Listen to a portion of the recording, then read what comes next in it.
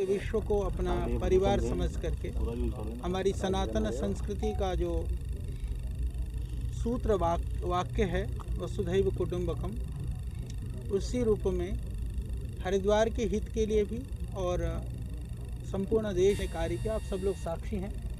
कई सारे तो छोटे छोटे से थे, हमसे भी बड़े लग रहे हैं, अब तो इतने हो गए, वो अलग बात है। तो सब आप लोग और हम साक्षी रहे हैं। और ये एक दिन की यात्रा नहीं है, ये संकल्प की सिद्धि की यात्रा है। सदैव स्वामी जी ने जो संकल्प लिया, उस संकल्प को अखंड प्रचंड पुरुषार्थ के माध्यम से सींचा। तो संकल्प सिंचित होता है तो उसका जो वृक्ष है वो पुष्पित और पल्लवित होता है, उसका खुशबू पूरे विश्व में फैलता है।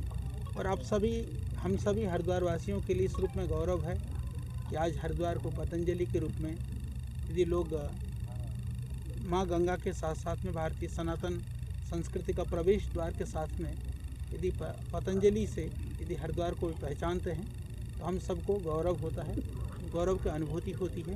तो इस पहचान को, इस कार्य की व्यापकता को, इस कार्य की विशेषता को, इस कार्य के लाभ को तो आप सबका भी दायित्व है कि जन जन तक पहुँचाएँ। क्योंकि हमारे किए हुए कार्य को हम जन जन तक पहुँचाते हैं तो उससे हमारी ही पहचान बनती है। इसको हमें समझना है और उस कार्य को आप लोगों ने बखूबी निभाया भी है। तो उसी प्रक्रिया में ये एक नया उपक्रम शुरू हो रहा है, क्योंकि पतंजलि ने हमेशा नए कार्य किए, नए इतिहास रचे हैं।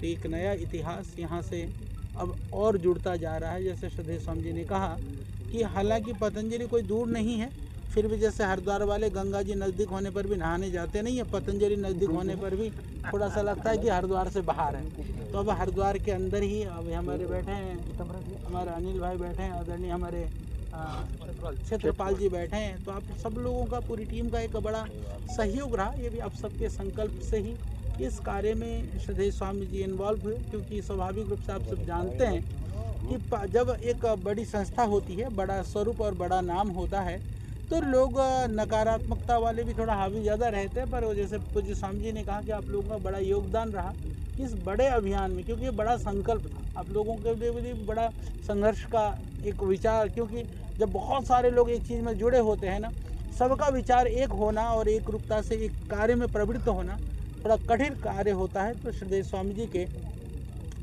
जो स्वामी जी का संकल्प या तप पुरुषार्थ था, उसके परिणाम में सब लोगों की सहभागिता बनी, सहमति बनी और यह कार्य अब मूर्त रूप ले रहा है। और आने वाले बहुत जल्दी, जैसा पूज्य स्वामी जी ने कहा कि 118 वर्ष जो पुरानी संस्था है, तो एक तरह से कहीं वह वृद्धत्व की तरफ जा रही थी, तो पुनः अपने बचपन यौवन के साथ पुनः वो संस्था खड़ी होगी।